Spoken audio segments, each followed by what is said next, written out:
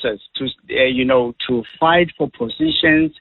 They see this process as a way of them, enriching themselves. Remember, a lot of people are retired professionals, whether teachers, whether police, whether nurses, and so forth.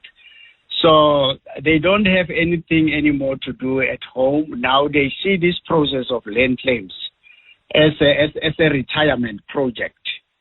So as a result of that, there's so many, people who are sort of become disgruntled because of things that are poorly managed. And then some people even, they feel that, remember, in the process, people would have to contribute some money for the committee to be able to move from point A to point B, maybe moving from the village to Pretoria, the Land Claim Commission's office. So people end up, fighting over, their contribution to say, no, we've been forking out money, but this thing is not coming to an end. And then they even accuse the leadership of actually eating or mismanaging the funds. So I would advise our people to exercise patience, to work together, and then ultimately they will, reap the benefits for their patients. Okay. So let's talk about what the benefit has been. Speaking of benefits, the benefits for the community. So once then you got this land back, what did you decide to do with it as a community, and how is the community benefiting from that?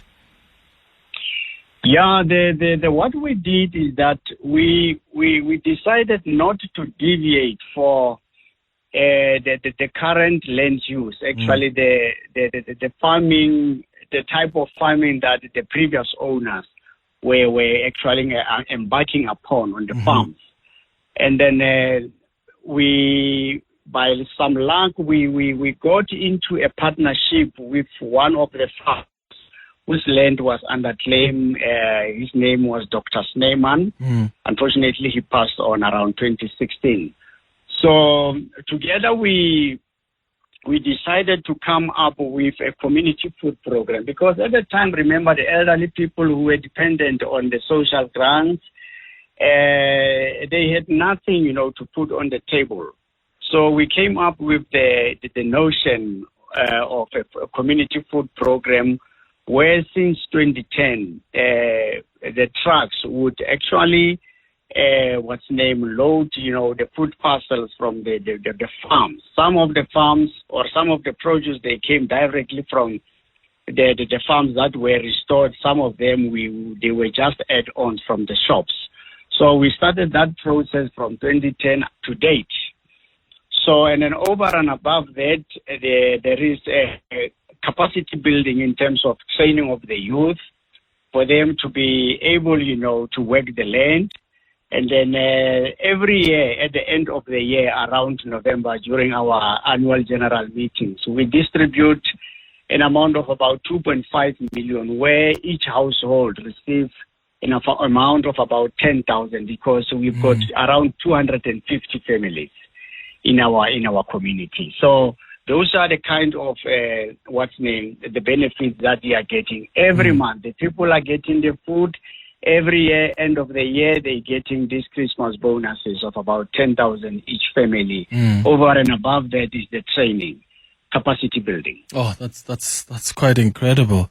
It's quite incredible. It's not just skills development, but also these families whose parents, grandparents were removed from their land, at least are now able to at least benefit, from the use of that land now, since this community have claimed it back. We're going to take a quick ad break now. When we come back, if you've got questions for Lefa Mabuela, who's the CEO of the Bela-Bela Communal Property Association, you're welcome to call us on 011-883-0702. Maybe you want to share your own experience around land restitution, the program. Has it been successful for you guys? What land have you been able to claim back, and what have been the benefits for the community? 011-883-0702. You can send your WhatsApps as well on 072-702-1702. You're with Clement Manyathela. 702. Let's walk the talk. It's 9 minutes before 11 o'clock. We're doing the last installment of a series that we actually started A couple of weeks ago, we've been looking at just the successful land restitution cases. We have spent the last couple of weeks trying to understand our history in as far as land dispossession is concerned, and just understanding the resilience and the fighting spirit of communities that have been dispossessed of their land. I always love hearing the positive stories of how land has been returned back to its rightful owners, and not because, you're obsessed about the economic benefits per se for those communities, but just for dignity. Land is about dignity. There are so many people who have been dispossessed of their land, and they had to leave even graves where their grandparents, their parents were buried. There are so many people who have used their land to practice, their cultural beliefs. And when you take away land, you're taking away more than just land. As you look at it physically, there's a lot more that land means to people. And I love hearing these stories. And yes, there are pockets of success. There are people out there that are still struggling to claim their land back. But I'm always happy to hear of the benefits that have come with people who have gotten their land back. So today we've been focusing on the Bela-Bela Community CPA, because they lodged a claim for their ancestral land back in 1998. A decade later, in 2008, that land was finally returned to them through South Africa's land restitution program. And since then, the community has successfully used that land for a variety of agricultural and ecotourism ventures. And as you've heard from Mr. Mabuela, there are quite a lot of ways that the community has benefited from the success of this land claim. Mr. Mabuela, just as we wrap up our conversation, what future plans do you have as the Bela-Bela Communal Property Association? Are you now focusing on just maintaining the infrastructure that's already built on the land, what the land is being used for, or do you have other plans to diversify your portfolio and start investing in other forms? Yeah, actually what we are currently doing, we actually have also partnered with a hospitality, I would say, establishment in our area, where we are partnering with a hotel as a CPA. So, and then over and above that, our future plans is that we need to keep on, empowering our youth for the future, management of these big assets that we have. And also to ensure that our people, like you said, you have hit the nail on the head. Restoring the dignity of the people is very key. So we want our people's dignity to be restored in many ways, and also to make sure that they keep on benefiting out of this beautiful asset, the land that we have. And again, the other thing is also that which actually has made us to be a bit different from other communities, that we are sticking to the spiritual and the cultural, connection with our land. Because some of the people, they try to copy, the Western ways, and then they forget, their traditional ways or the cultural ways of doing things as black people. That is why, some of the things they do not go, as they want them to be. So I would say, Clement, that this is a very exciting story.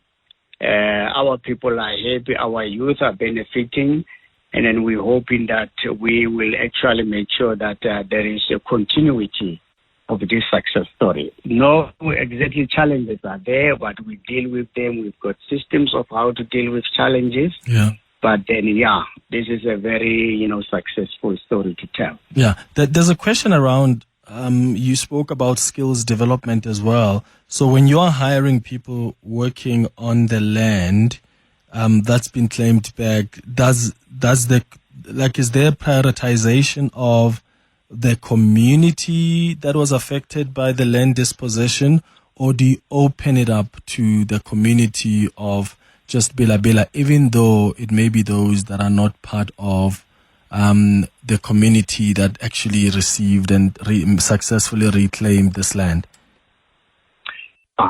Priority is to our people, youth from the community, and then where there is skill shortage, also, dive into other members of the community, the general community. They also, are in our employment. So we've got both our people and other people outside. I see. Well, Lefa Mabuela, thank you so much for coming through and sharing your story with us.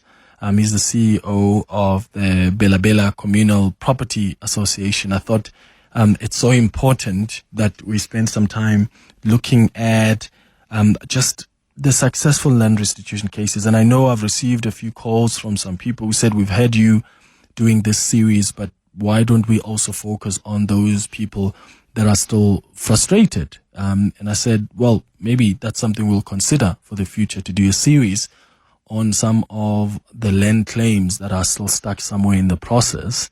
The challenge with that, of course, is that, I've not had, in fact, of any land claim that's just been so easy and quick. A lot of the people will tell you that we waited 10 years, we waited 7 years, but there are people that are still waiting 20 years, 25 years. So I think there's an opportunity there to maybe also look at some of the cases that are frustrated, that are stuck in the system, but we must have some solution to that. How do we, if there's frustration in the courts or with the government, especially the government, then how do we try and see and if we can get things to be pushed forward? Otherwise, if it's a court process, you've got to let the court finish up its processes. But I think that's something we'll consider for some time later in the year.